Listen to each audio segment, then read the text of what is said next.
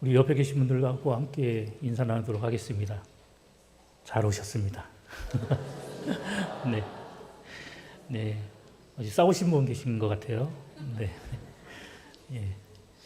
항상 우리 봉산교회는 기쁨과 웃음만 가득한 그런 즐겁고 행복한 교회였으면 좋겠습니다.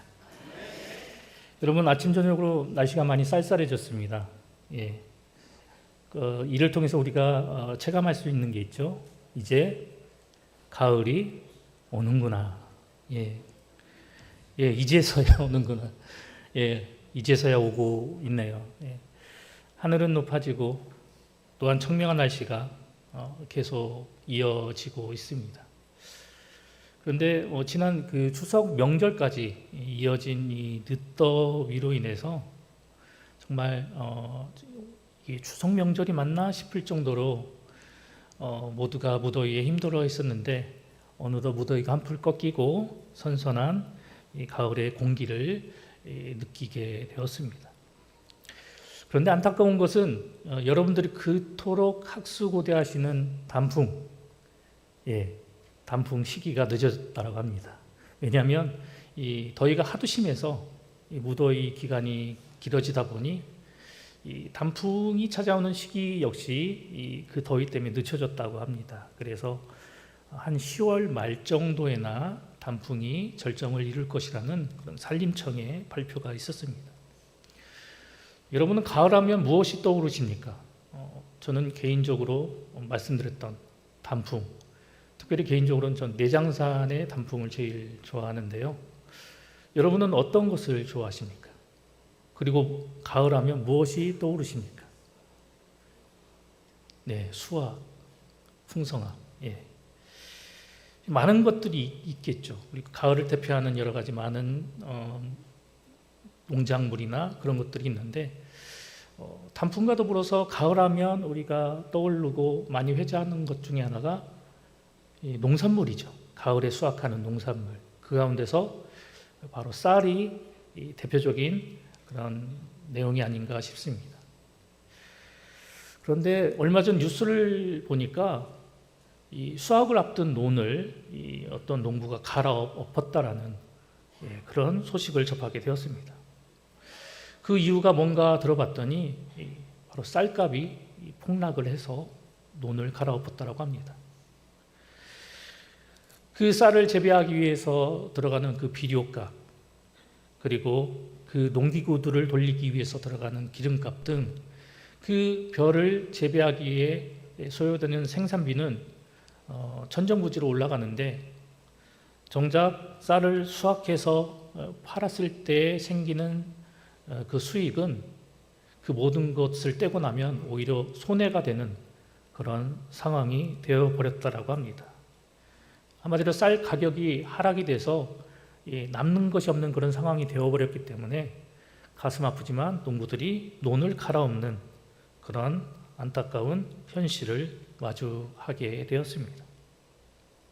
그런데 이러한 상황 속에서 정말 아이러니한 것은 한편에서는 이 농산물이 많이 생산이 돼서 이것이 남아 돌고 그러므로 인해서 논을 갈아엎기까지 하는 그런 일들이 벌어지고 있는데 한편으로는 먹을 것이 없어서 굶주림에 목숨을 잃어가는 사람들이 많다라는 그런 모습을 우리가 접하게 됩니다.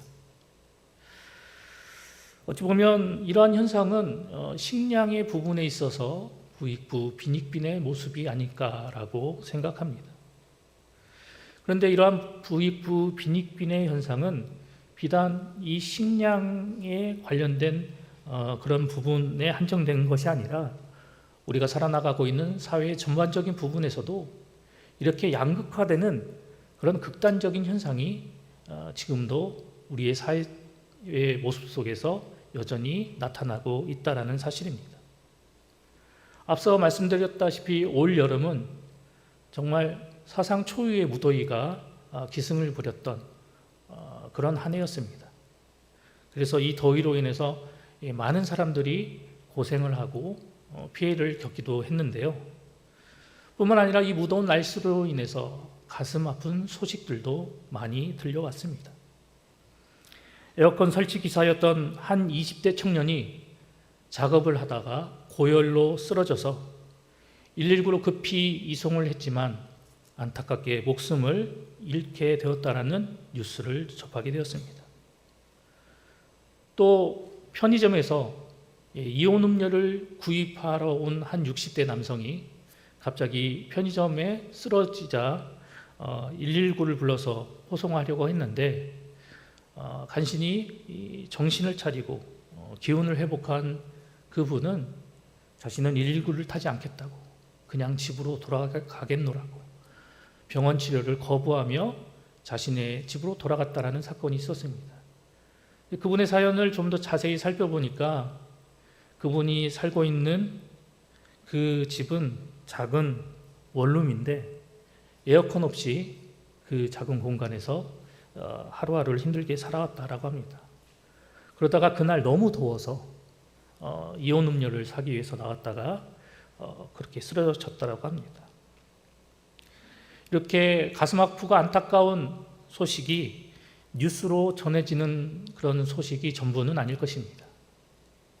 우리가 미처 알지 못하지만 이 무더위로 인해서 그리고 굶주림으로 인해서 그리고 여러 가지 사회적인 현상과 그리고 경제 악화로 인해서 이러한 원인으로 인해서 고통당하고 신음하며 살아나가는 수많은 이웃들이 여전히 우리의 주변에 존재하고 있을 것입니다.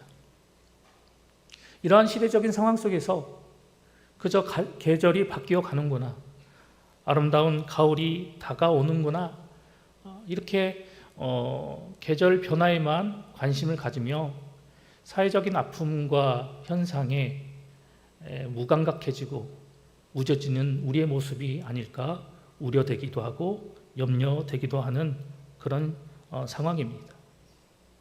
이러한 시대적인 상황 속에서 우리는 더욱더 우리 주변의 반응과 모습에 민감함을 가지고 더욱더 우리가 그것을 어떠한 시선과 모습으로 바라봐야 할 것인가 고민하면서 이 시대적인 상황 속에서 하나님의 백성 그리스도인으로서 주어진 삶을 우리가 온전히 하나님의 기쁨이 되는 모습으로 살아나가는 저와 여러분 모두가 되어야 할 것입니다.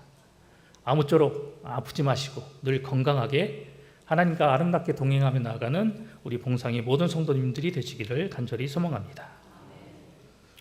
오늘 우리가 함께 읽은 이 본문 혹시 표제를 보셨습니까? 시편 30편의 표제를 보니 다윗의 시 곧 성전 낙성가라고 표기되어 있습니다. 그래서 오늘 이 본문이 성전 낙성식 때 사용되어진 것을 우리가 알게 되는데요. 근데 여러분 알고 계시지요? 성전은 누가 건축했습니까? 솔로몬이 건축했습니다. 그런데 오늘 본문을 보니까 다윗의 시인데 성전 낙성가라고 기록이 되어 있죠. 우리가 잘 아는 것처럼 다윗 시대에는 성전을 건축한 일이 없습니다. 그러면 왜 이렇게 다윗의 시인데 성전 낙성가라는 표제를 붙여놓았는가? 이것에 대해서 주석을 찾아보니까 이 바벨론 포로 귀환 이후에 재건된 그런 성전 봉헌식 때 또는 이 신구약 중간 시대 때 이 마카비가 중사하여 재봉헌한 이 성전 봉헌식 때 이 성전 봉헌식에 참여했던 그 유대인들의 심정과 감정을 잘 반영하고 있어서 이 찬양을 이 감사 찬양시로 선택하여 낭독하였기 때문에 이러한 표제가 붙었을 것이다 라고 이야기를 하고 있습니다. 그런데 오늘은 이 표제가 말하고 있는 관점에서 말씀을 바라보는 것이 아니라 오늘은 이 시편을 지은 다윗의 관점에서 다윗의 시선에서 오늘 이 본문을 함께 살펴보고자 합니다. 1절에서부터 12절까지 다윗은 여러 가지 이유를 통해서 하나님께 감사와 찬양을 올리는 모습을 우리가 말씀을 통해서 발견하게 됩니다. 자신을 수월에서 건지신 그 하나님의 은혜에 감사하는 찬양, 또한 자신의 교만을 용서하시고 슬픔이 변하여 기쁨이 되게 하신 그 하나님 앞에 찬양하고 감사하며 나아가는 그런 다윗의 모습을 우리는 오늘 본문을 통해서 발견하게 됩니다. 우리가 잘 알고 있다시피 다윗은 정말 파란만장한 인생을 살아왔던 사람입니다. 많은 우여곡절이 있었고 많은 고통과 괴로움이 있는 그런 인생을 살아왔던 사람이 바로 다윗입니다.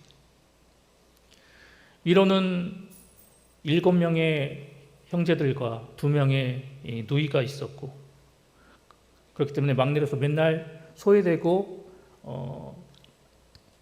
그리고 형제들에게 치여서 힘든 그런 어린 시절을 살아왔던 다윗이 이 골리앗과의 싸움에서 그가 승리를 거두게 되고, 이를 통해서 사울 왕의 사위로, 그리고 이 왕의 장수로서 그가 승승장구하며 나아가는 그러한 삶을 살아나가게 됩니다. 하지만 그 이후에 우리가 알고 있다시피 왕이요 장인이었던 그 사울의 시기로 인해서 목숨을 위협받게 됐고, 이제 이후로 자신의 목숨을 부지하기 위해 도망자의 삶을 살아나가야만 했었습니다. 심지어 자신의 목숨을 부지하기 위해 적국에까지 자신의 몸을 숨기게 되었고, 그리고 적국의 왕과 그 신하들 앞에서 미친 척까지 행동을 해야 했던 사람이 바로 다윗이었습니다. 그런데 이러한 다윗이 이제 이스라엘의 왕이 되고 그가 통일 이스라엘을 다스리는 그 위치에 서게 됐을 때 그가 하나님 앞에서 크게 2가지의 범죄를 저지르고야 맙니다. 첫 번째는 우리아의 아내 밧세바를 범하고, 그리고 그 죄를 감추기 위해서 그 우리아를 전방 최전선에 보내어서 그를 죽게 만든 죄였습니다. 두 번째는 하나님보다 권력을 더 의지하여서 그의 노년에 벌였던 인구조사의 죄, 이 큰 2가지의 죄를 다윗이 저지르고 말았습니다. 다윗이 이렇게 하나님 앞에 범죄한 이후에 하나님의 엄중한 책망을 받게 되었고, 그 하나님의 책망 앞에서 다윗은 진심으로 회개하며 나아가게 됩니다. 하지만 그가 벌인 그 죄의 값을 다윗은 그가 몸소 그 죄값에 대해서, 하나님의 징계에 대해서 그가 그 징계를 받아 나가야 하는 그런 상황이 되었습니다. 성경에 등장하는 그런 많은 인물들이 있지만 어찌 보면 다윗은 하나님 앞에 다른 사람들과는 달리 많이 범죄하지 않고 하나님 앞에 큰 죄악을 저지르지 않은 그러한 인물이었습니다. 그럼에도 불구하고 그가 저질렀던, 왕이 되어서 저질렀던 이 큰 2가지 죄로 인해서 그는 큰 고통과 괴로움을 당하는 그런 모습에 처하게 됩니다. 먼저 다윗이 벌인 그 간음죄와 살인죄로 인해서 사랑하는 자녀들 사이에 불미스러운 일들이 생겨나게 됩니다. 뿐만 아니라 심지어 그 자식들 중에 4명이 목숨을 잃게 됩니다. 먼저 밧세바와의 사이에서 처음 낳은 아들이 며칠이 되지 않아 죽게 되었고, 장자 암논이 배다른 동생 압살롬의 누이였던 다말을 범함으로 인해서 결국 압살롬에게 죽임을 당하게 됩니다. 그렇다면 이 압살롬은 또 어떻습니까? 왕이요 아버지였던 다윗을 배반하고 반역을 일으킵니다. 심지어 이 반역의 사건을 통해서 아버지 다윗을 죽이려고까지 하였죠. 이 사건으로 인해서 다윗은 피난길을 떠나야만 했고, 종국에는 이 압살롬이 자신의 신복 그 요압에 의해 죽임을 당하게 되는 그런 아픔을 겪게 되었습니다. 이후 넷째 아도니아는 솔로몬이 보낸 장수 브나야를 통해서 죽임을 당하게 되는 그런 아픔을 겪게 되었습니다. 또한 다윗이 벌였던 2번째 범죄, 그 인구조사의 죄로 인해서 결국 그가 선택한 3일 동안의 이 전염병 징계로 말미암아 7만 명의 백성이 목숨을 잃는 그런 처참한 결과를 맛보게 되었습니다. 이렇게 다윗의 인생을 간략하게 살펴보았음에도 불구하고 이 다윗이 얼마나 힘들고 고통스럽고 괴로운 삶을 살아온 인물이었는가라는 것을 우리가 다시 한번 새삼 발견하게 되는데요. 그런데 이 다윗이 대단한 것은 이렇게 험난하고 파란만장하고 우여곡절이 많은 그런 삶을 살아왔음에도 불구하고 그는 자기 인생 속에서 끝까지 하나님을 놓지 않았다는 사실입니다. 그의 인생 속에서 그는 끝까지 하나님만을 바라보았고 그 하나님만을 의지하였고 그 하나님을 향해 소리 높여 찬양하며 나아갔던 인물이 바로 다윗이었습니다. 오늘 본문에서도 다윗은 여전히 하나님을 찬양하며 나아가고 있습니다. 하나님께 감사를 드리며 나아가고 있는 모습을 우리에게 보여주고 있습니다. 그렇다면 오늘 본문 속에서 다윗이 이렇게 하나님을 드높이며 하나님을 찬양하는 그 구체적인 이유는 과연 무엇입니까? 오늘 우리가 함께 살펴본 30장 4절의 말씀을 살펴보면 자신뿐만이 아니라 백성들을 향해서도 하나님을 찬양하고 하나님께 감사할 것을 촉구하고 있는데요. 그 이유에 적혀있는 5절의 말씀 속에서 하나님 앞에 찬양을 해야 하고 하나님께 감사를 드려야 할 그 구체적인 이유를 제시하고 있습니다. 5절 말씀입니다. 그의 노여움은 잠깐이요 그의 은총은 평생이로다. 저녁에는 울음이 깃들일지라도 아침에는 기쁨이 오리로다. 여러분, 다윗은 오늘 이 5절의 말씀을 통해서 우리가 하나님을 찬양해야 할 그 구체적인 이유에 대해서 말씀을 들려주고 있습니다. 우리가 하나님을 찬양해야 할 구체적인 이유, 주된 이유는 바로 우리를 향한 하나님의 자비하심과 은혜로우심 때문에 우리가 하나님을 찬양해야 한다는 사실을 다윗은 교훈하고 있습니다. 5절의 말씀에 기록되어져 있는 이 노염이라는 단어의 원어의 뜻을 살펴보면 우리 신체 기관 중에 호흡을 담당하는 이 콧구멍, 좀 단어 뉘앙스가 좀 그렇긴 한데 그 신체 기관을 나타내는 이 단어가 노염이라는 단어라고 합니다. 근데 오늘 본문에서는 그런 단순한 신체 기관의 의미로서 쓰인 것이 아니라 분노, 진노 이런 감정을 나타내는 이 단어로 쓰였다라는 것이죠. 즉 이 노염이라는 단어는 하나님의 분노, 하나님의 진노를 의미하는 그런 단어입니다. 여러분 우리가 화가 났을 때 쓰는 표현 중에 화가 나서 씩씩거린다라는 표현이 있지 않습니까? 왜 뭐 때문에 씩씩거릴까요? 이 분노의 감정에 못 이겨서 강하게 코로 호흡을 하다 보니 그렇게 씩씩거리는 모습이 나타나게 되는데요. 이런 모습을 통해서 이 하나님의 분노와 진노를 우리에게 말하고 있습니다. 그렇다면 하나님은 무엇 때문에 분노를 하시고 진노하시는 것일까요? 하나님을 분노케 하고 진노케 하는 그 이유는 과연 무엇일까요? 성경을 보면 하나님께서 분노하시고 진노하시는 그런 이유에 대해서 많은 이유를 이야기하고 있지만 그 하나님을 분노케 하는 주된 이유 중에 하나는 바로 우리 인간의 죄악입니다. 이 죄악으로 인해서 하나님은 분노하시게 되고 진노하시게 된다는 것이죠.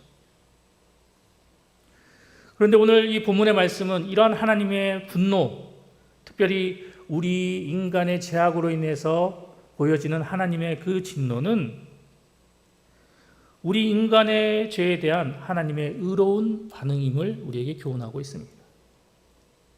그저 단순히 우리가 범죄함으로 인해서 그것을 즉각적으로 벌하시고 심판하시는 것으로 끝나시는 하나님이 아니시고 이 인간의 범죄로 인해서 지금은 마음이 아프고 괴롭고 힘들고 화가 나지만 하나님께서는 우리를 징계함으로 끝내버리시는 것이 아닌 우리가 진정 회개하고 돌이켜 다시 한번 하나님께로 나올 수 있는 그 터닝 포인트의 자리로 우리를 이끌어 나가시기 때문에 우리에게 보여지는 이 하나님의 분노의 모습은 우리에게 은혜가 되고 은총이 되는 모습임을 오늘 본문은 우리에게 교훈하고 있습니다. 그런데 오늘 다윗의 고백과 같이 우리의 연약함으로, 우리의 실수로, 우리의 죄악으로 인해서 나타나고 보여지게 되는 이런 하나님의 노여움, 이것은 일시적인 것이다 라고 이야기를 하고 있습니다. 하지만 이로 인해서 파생되는, 이로 인해서 우리에게 주어지는 그 하나님의 놀라운 은총은 평생에 우리 가운데 보여지고 주어지고 나타나게 된다라고 다윗은 고백하고 있습니다. 그러면 다윗은 하나님이 우리에게 어떠한 은총을 일평생 베풀어 주신다라고 말씀하고 있습니까? 그것은 바로 죄인된 우리 인간을 향한 하나님의 그 자비와 긍휼이 우리에게 끊임없이 나타나고 보여지게 된다라고 고백을 하고 있습니다.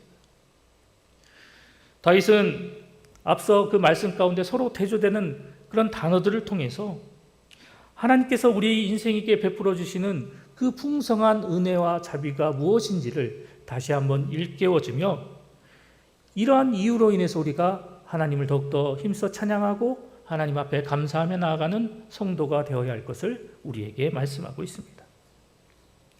사랑하는 성도 여러분, 혹시 누구에게도 말 못할 슬픔과 아픔 가운데 처하며 살아가고 계십니까? 또는 말로 표현할 수 없는 극심한 육신의 아픔 속에 처하고 계십니까? 지금의 여러분의 상황이 어떠하다 할지라도 오늘 우리가 함께 살펴본 이 본문 말씀 속에서 등장하고 있는 그 다윗을 바라보며 이 다윗의 모습을 통해서, 이 다윗의 고백을 통해서 위로를 받으시고 힘을 얻으시기를 소망합니다. 우리 인생을 주관하시는 하나님께서 때로는 다윗과 같이 우리가 실수하고 범죄하고 그러므로 인해서 때로는 우리의 그 범죄로 인해서 노를 바라시고 우리를 향해서 심판을 하시고 징계를 하실 때도 있지만 그럼에도 그 노여움은 잠깐이고 우리를 향한 그 자비와 긍휼은 계속해서 우리에게 풍성하게 더하여 주고 계시는 분, 그분이 바로 우리가 믿는 하나님이심을 기억하시기 바랍니다. 그 하나님은 우리가 아플 때만, 괴로울 때만, 어떤 큰 일을 당할 때만 우리 곁에 다가오시는 분이 아니라 우리가 미처 알지 못하고 깨닫지 못하는 그 순간 속에서도 늘 끊임없이 우리와 함께 하시고 우리와 동행하시며 연약한 나의 손을 붙들고 계시는 분이 바로 우리의 하나님이십니다. 그렇기 때문에 지금의 상황, 지금의 환경, 형편, 그것만을 바라보지 마시고 그 상황과 형편 너머에서 여전히 인자한 미소로 나를 바라보시고 여전히 그 능력의 손으로 붙들고 계시는 그 하나님의 능력의 팔에 집중하시기 바랍니다. 그리고 언제나 나의 눈물을 닦아주시는 그 인자하신 분이 바로 내가 믿고 섬기는 하나님이심을 기억하시기 바랍니다. 다윗은 어떠한 상황 속에서도 하나님만을 바라보고 살아왔던 사람이었습니다. 다윗은 어떠한 상황과 환경과 형편에 놓인다 할지라도 그곳에서 하나님만을 신뢰했으며 다윗은 끝을 알 수 없는 절망의 순간 속에서도 끝까지 하나님만을 바라보고 의지하며 살아갔던 사람이었습니다. 다윗의 시선은 계속해서 하나님께로 머물러 있었고 다윗은 언제나 하나님만을 바라보고 의지했으며 오늘 본문에서 우리가 살펴본 말씀과 같이 그 하나님을 향해 다윗은 여전히 간절한 고백과 기도로 하나님 앞에 호소하며 나아가는 그런 모습을 우리에게 보여주고 있습니다. 오늘 본문 속에서 다윗이 하나님 앞에 호소하며 하나님 앞에 간구하며 나아가고 있는 그 기도의 내용은 무엇입니까? 10절 말씀 함께 보시겠습니다. 여호와여 들으시고 내게 은혜를 베푸소서. 여호와여 나를 돕는 자가 되소서 하였나이다. 다윗은 지난날 하나님 앞에서 자신이 벌였던 그 잘못, 그 죄악, 그 범죄가 하나님 앞에서 얼마나 악한 것인지 이를 정말 뼈저리게 느끼고 체험하고 깨달았던 사람이 바로 이 다윗이었습니다. 그리고 자신의 이 범죄를 통해서 이 범죄로 인해 발생된 그 징계와 심판으로 인해서 특별히 그 여호와의 진노로 인해서 자신에게 주어진 그 징계로 인해서 다윗은 엄청난 시련과 고통을 겪게 되었지만 그럼에도 불구하고 다윗은 그 고난 앞에서 고통 앞에서 하나님의 징계와 심판 앞에서 다시 한번 자신의 겸손을 회복하고 그리고 그 징계와 심판 이면에 자신을 향해 담겨져 있는 그 하나님의 놀라우신 은혜와 사랑과 자비를 발견하고 깨닫게 되었습니다. 그래서 다윗은 하나님께 회개하고 돌이키게 되었습니다. 다시 한번 겸손한 모습으로 하나님 앞에 나아가게 됐습니다. 그리고 그 하나님 앞에 이르러서 하나님을 향해 진정 자신을 도와주시는 그 돕는 이가 되어주실 것을 다윗은 간절히 호소하며 나아가고 있습니다. 그렇다면 다윗이 하나님 앞에 자신을 돕는 자가 되어달라고 호소하고 간구했던 이유가 무엇입니까? 그것은 바로 하나님의 자비 없이는, 하나님의 긍휼이 없이는 우리 사람의 인생은 형통할 수가 없고 그 하나님의 자비와 긍휼이 없이는 날마다 근심과 걱정 가운데 살아갈 수밖에 없는 그런 연약한 인생이 바로 우리 인간의 인생이기 때문입니다. 이를 깨달았던 다윗은 계속해서 하나님의 그 자비와 긍휼 앞에 하나님의 그 도우심의 손길을 간구하고 호소하며 계속해서 자신의 인생 가운데, 자신의 삶 가운데 그 은혜를 베풀어 주시기를 간구하고 간청하며 나아갔습니다. 앞으로 어떠한 상황과 환경이 자신 앞에 놓일지는 모르지만 그 하나님의 자비와 긍휼에 호소하면서 한 치 앞도 알 수 없는 그 인생의 길을 걸어 나아갈 때 하나님께서 나의 진정한 도움이 되어주시고 돕는 자가 되어주셔서 그 모든 인생의 길을 능히 헤쳐나갈 수 있는 은혜를 달라고 다윗은 간구하였던 것입니다. 다윗의 고백과 같이, 다윗의 간구와 같이 우리 삶과 인생 속에서 참된 도움이 되시고 은혜가 되시는 분은 오직 하나님 한 분뿐이십니다. 그렇기 때문에 우리는 끊임없이 그 하나님께 자비와 긍휼로 함께 해달라고, 우리의 돕는 자가 되어주셔서 우리의 능력이 되어주셔서 우리 삶에 진정한 도움이 되어주시고 형통이 되어주시고 우리 삶의 의지가 되어달라고 간구하며 나아가야 합니다. 무엇보다도 우리는 하나님 한 분만으로 만족해 나아갈 수 있는 삶을 살아가야 합니다. 세상 그 어떤 것이 우리의 마음을 유혹하고 현혹하고 하나님보다도 더 우러러보게 만드는 그런 요소들이 있다 할지라도 우리는 그 모든 것들을 과감히 뿌리치고 오직 우리의 진정한 도움이 되시는 하나님만을 바라보며 그 하나님 한 분만으로 만족하며 사는 성도가 되어야 합니다. 세상이 무시 못할 힘과 권력을 지닌 이가 내 곁에서 나를 도와주고 또한 상상 못할 재력을 가진 이가 나의 곁에서 나에게 큰 도움으로 함께한다 하여도 그 힘은, 그 능력은 영원하지 못하다는 사실을 기억해야 합니다. 세상의 것들은 시들어 없어지는 꽃과 같고 쉽게 사라지는 안개와도 같다라는 것을 기억하여서 영원히 변치 않는 그 하나님께 우리의 시선을 두며 나아가는 저와 여러분 모두가 되어야 할 것입니다. 하나님의 힘과 능력 그리고 그분의 선하신 도우심은 일평생 우리의 삶 가운데 펼쳐지고 보여지고 나타나고 우리와 함께 하시는 은혜입니다. 하나님은 세상 그 무엇도 범접할 수 없는 그런 풍성한 자비와 은혜로 늘 우리와 함께 해주시고 우리를 이끌어 주시는 분이십니다. 그렇기 때문에 지금 당장 그 하나님이 내 눈에 보이지 않는다고, 그분의 섭리와 계획과 도우심을 내가 체험할 수도 없고 경험할 수도 없다고 그 하나님을 모른다 하는, 그 하나님이 어딨냐고 말하는 그런 어리석은 성도가 되는 것이 아니라, 그럼에도 불구하고 비록 내 눈에 보이지 않아도 내가 체험하고 경험하지 못해도 그 하나님은 여전히 나의 도움이 되시고 나를 이끌어 주시고 나와 함께 하신다는 사실을 기억하여서 그 하나님을 통해서 내가 처한 모든 상황과 환경과 모든 형편을 넉넉히 이기고 승리하며 나아가는 저와 여러분 모두가 되어야 할 것입니다. 우리 삶의 승리의 이유가 되시고 근거가 되시는 그 하나님은 지금 이 순간에도 저와 여러분과 함께하고 계십니다. 그 하나님께서는 지금도 당신의 능력의 오른손으로 우리를 붙들어 주고 계십니다. 그렇기 때문에 이 순간 우리가 하나님 앞에서 보여야 할 모습은, 하나님, 나를 돕는 자가 되어 주소서.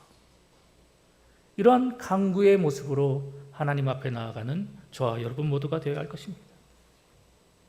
하나님 앞에 내가 힘써 부르짖고 간구하며 나아갈 때 하나님은 연약한 내 손을 붙잡아 주시고 우리에게 힘과 지혜와 능력이 되어 주셔서 우리가 사는 현재의 삶과 인생의 형편 속에서 모든 것들을 넉넉히 이겨낼 수 있는 힘과 능력을 더하여 주십니다.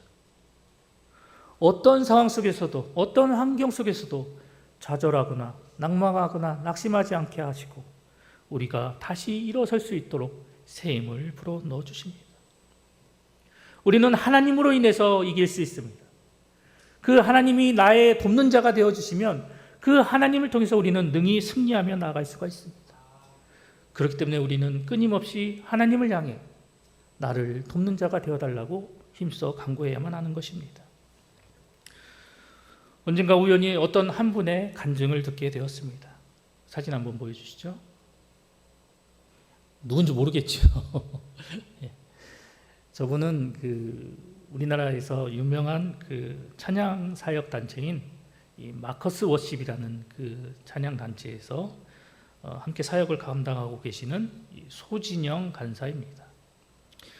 이분이 불렀던 만든 찬양을 하면 라고 하실 텐데, 우연찮게 이분의 간증을 듣게 되었습니다.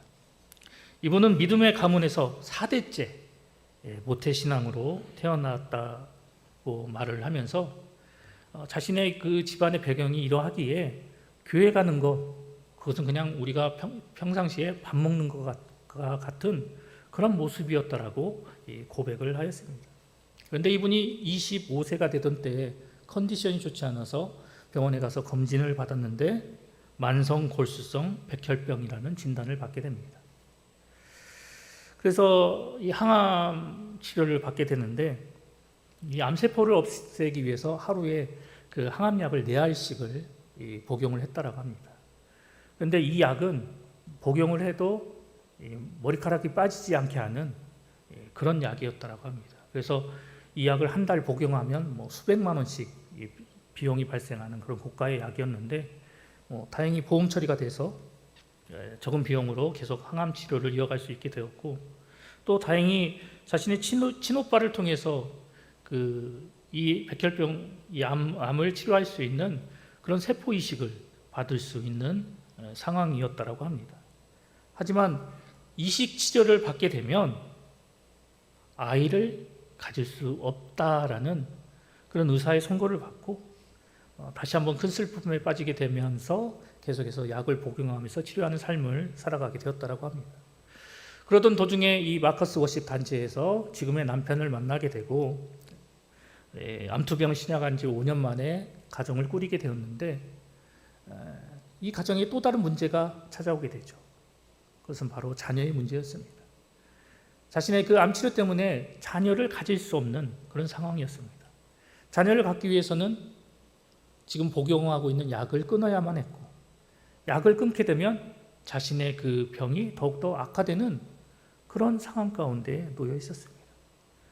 하지만 이 소진영 간사는 아이를 위해서 모두의 반대에도 불구하고 하나님께 기도하면서 모두를 설득하고 드디어 약 복용을 끊고 아이를 갖는 데 전념을 합니다. 그런데 1년이 넘는 그런 시간이 지났음에도 아이가 생기지 않자 의사 선생님은 다음 달에도 아이가 들어서지 않으면 원래대로 계속해서 약을 복용합시다라고 이야기를 했다라고 합니다. 그런데 하나님의 은혜로 그 달에 아이를 갖게 되었고 예쁜 딸을 복중에 품게 되었다라고 합니다.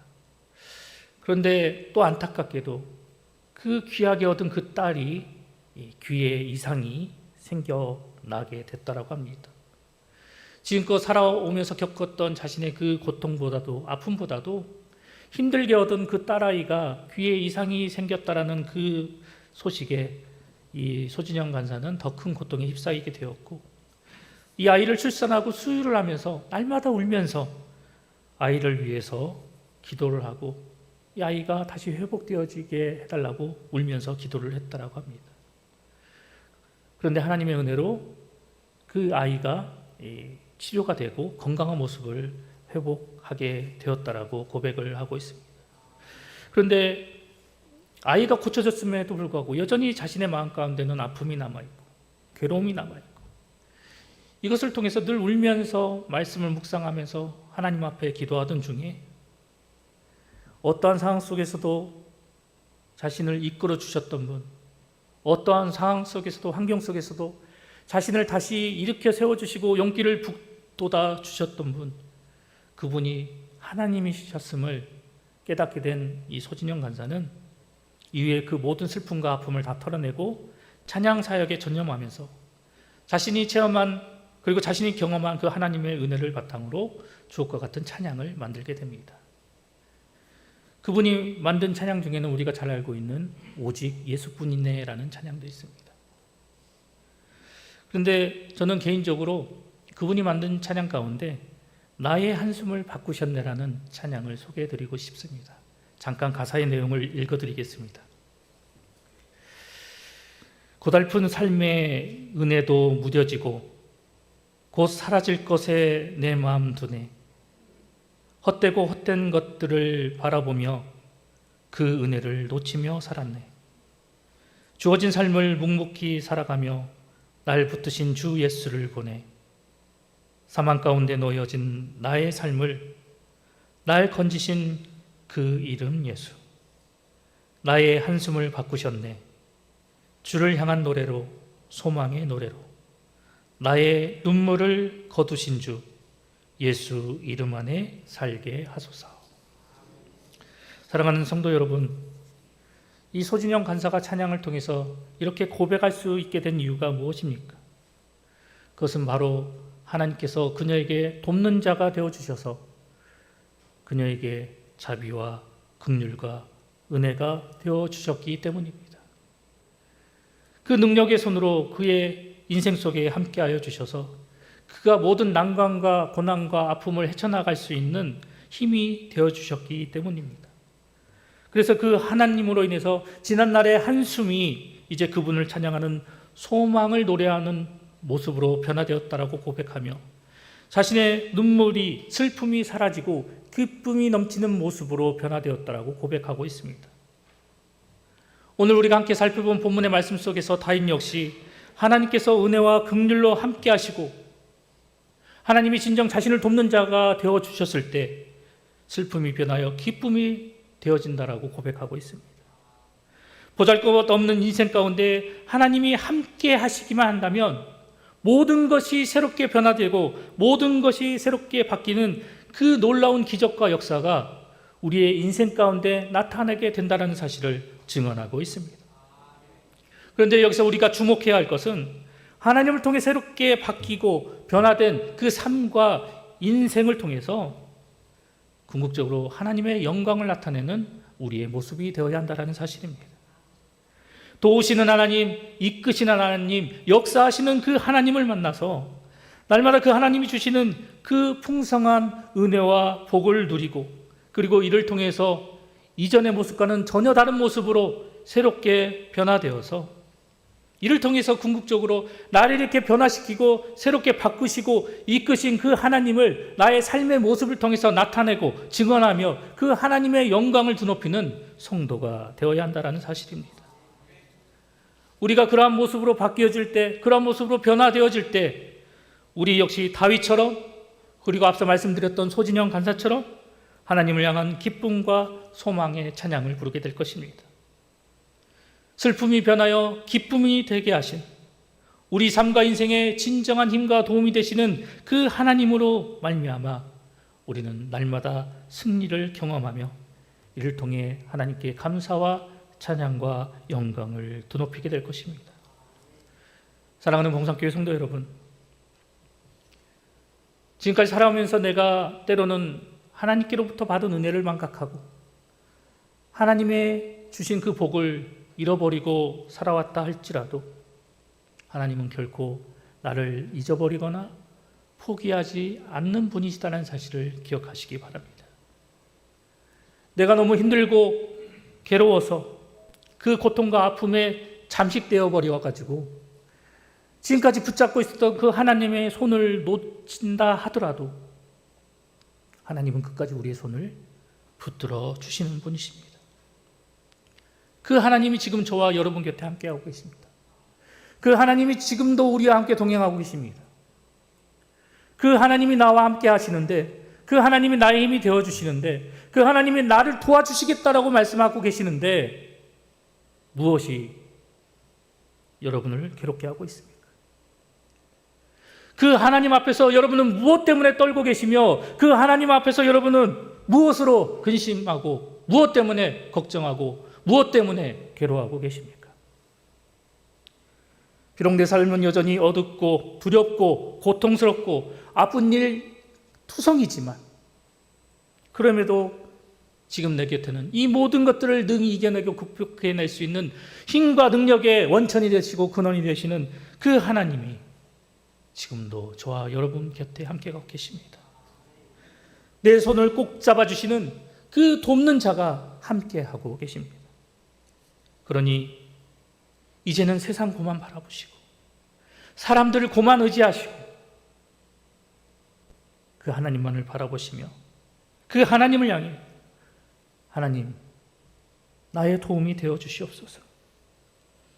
내 인생에 나를 돕는 진정한 헬퍼가 되어 주시옵소서. 다윗처럼 힘써 간구하고 호소하시기 바랍니다.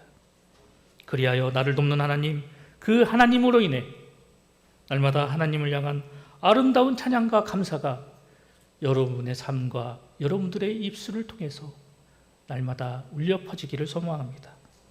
그리하여서 이러한 삶을 통해서 하나님의 영광을 나타내고 하나님의 기쁨과 자랑이 되는 우리 봉상의 모든 성도님들이 되시기를 간절히 소망합니다.